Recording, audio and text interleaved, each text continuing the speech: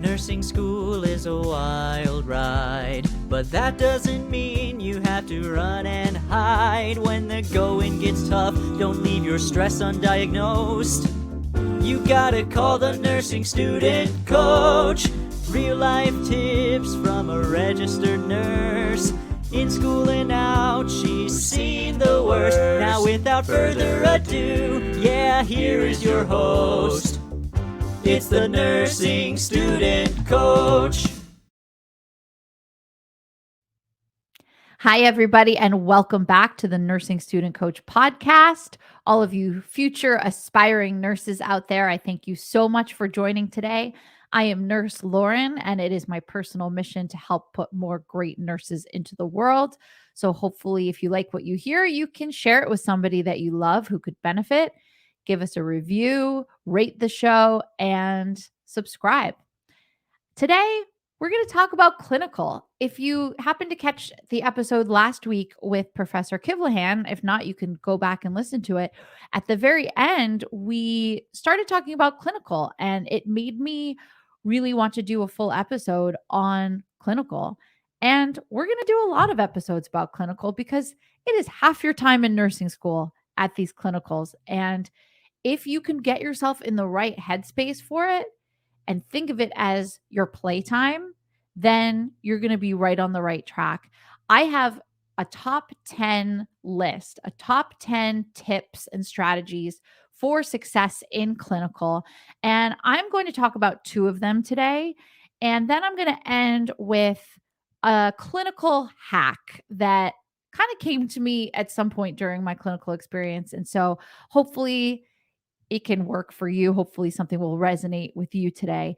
So, clinical really is such a gift. It is such an opportunity in nursing school to step into your future self and see what will this look like when I'm out there as a registered nurse. I have my license.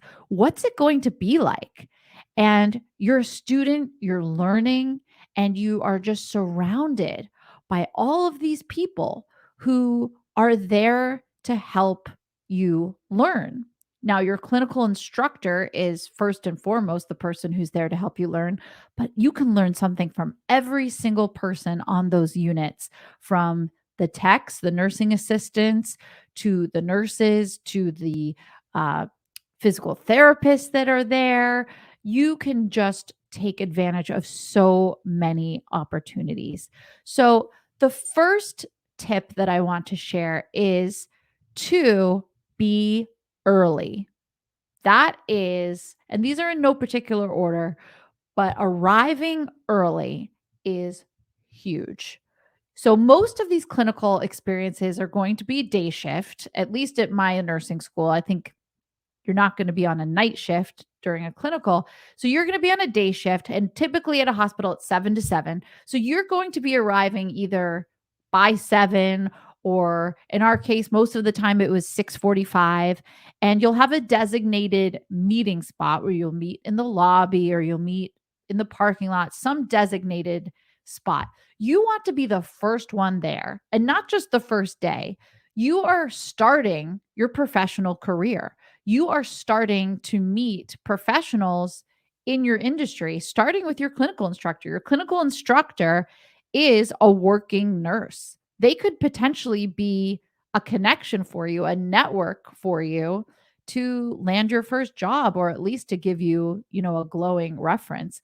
So it starts now. It starts your first day of clinical. You want to be the first one there, and you want to start your professional career off on the right foot.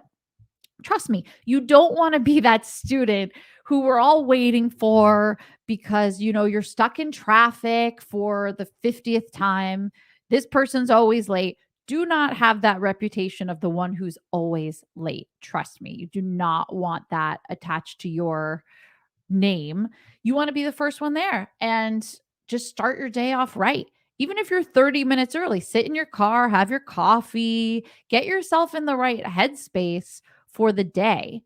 You don't want to be running out of your car with, just got out of the shower and you're just hoping that you make it on time. You want to start off right because you've got quite a day in front of you. You got to be mentally prepared. You want to be the one that your instructor knows, well, Lauren's going to be there on time, or Sarah's going to be there on time, or whatever it is. That's how you want to start off. You do not want to be late. So plan your morning accordingly so that you can plan to be early. Plan to always be at least 15 minutes early, because of course things are going to happen. There's going to be accidents, there's going to be snow, rain, depending on where you live. There's going to be things that delay you from leaving your house sometimes, but you have to plan so that you're early, so that if these things do come up, you're still going to be at least on time. And there really should be no excuse other than some crazy thing that's way out of your control. Maybe you're sitting there in 2 hours of traffic or something. You obviously can't help that, but you have to plan, plan, plan, plan, arrive early, always, every single time. The next tip out of the 10 that I want to talk about today is unnecessary absences. Now, every school will be different on their absence policy. Some don't allow you to have any absences unless you have a doctor's note or, a legitimate emergency. Some schools allow you to have one unexcused absence. My school allowed you to have, it depended on which clinical it was, but one or two unexcused absences. I would say do not take unnecessary absences. Do not call out of clinical because you don't feel like going. Because what's going to happen, or what could happen, is that next week you could have a legitimate emergency and you've already used up your absence.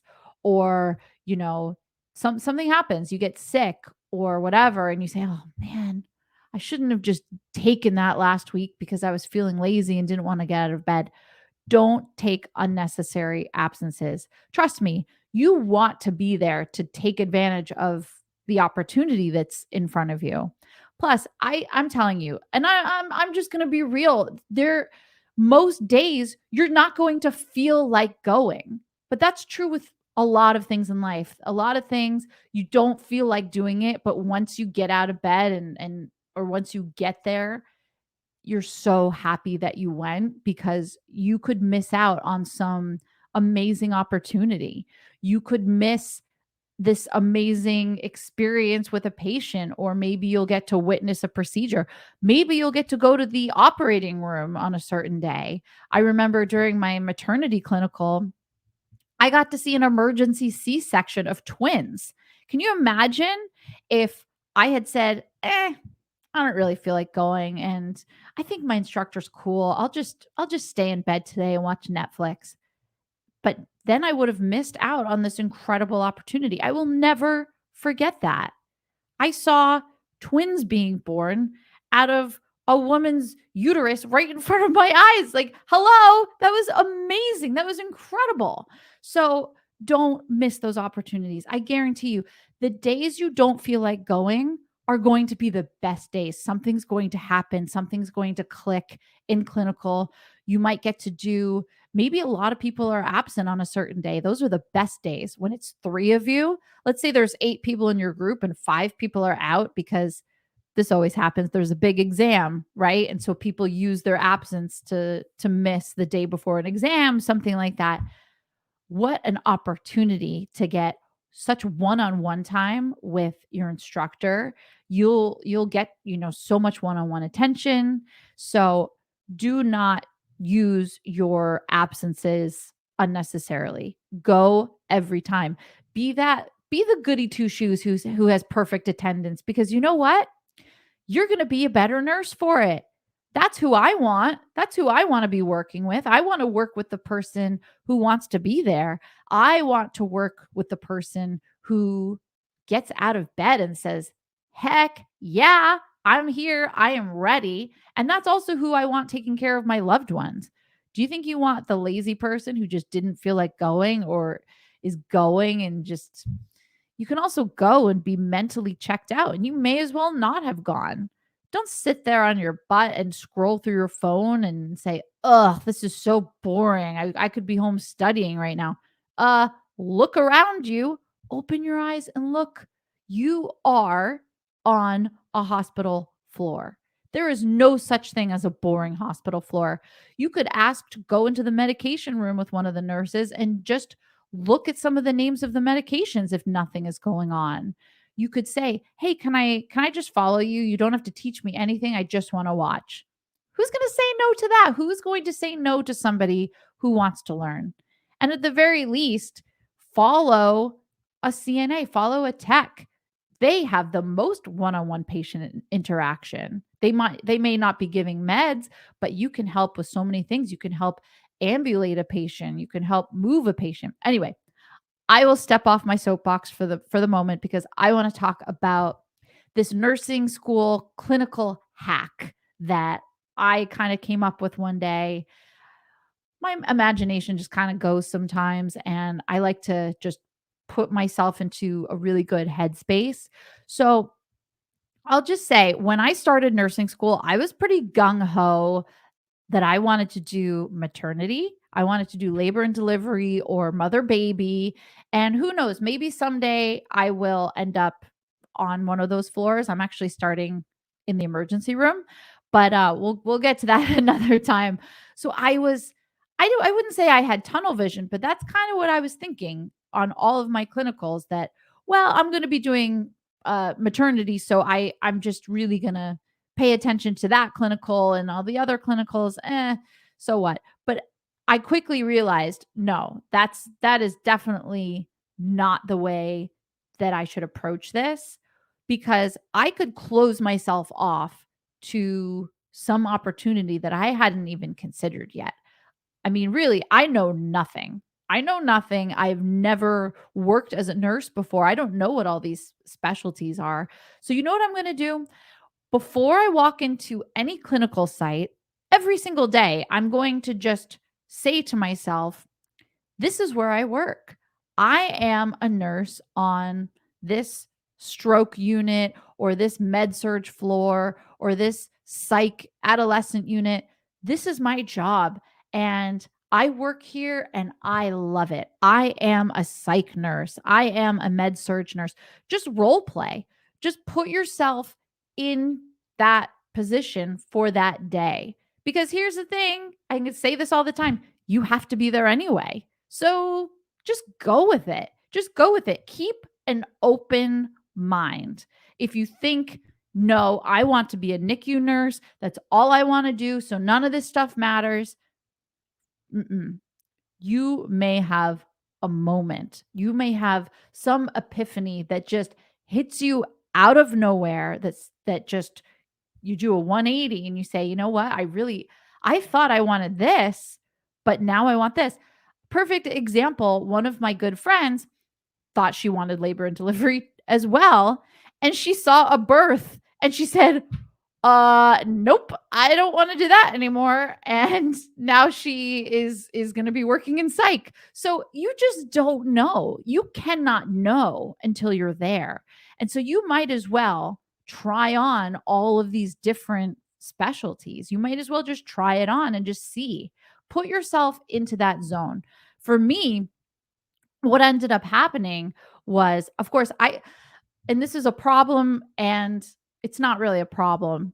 I always say, this is my problem, is that I love everything. I really genuinely loved every single clinical rotation just because I learned so much on every single floor, and I was just so grateful to be there.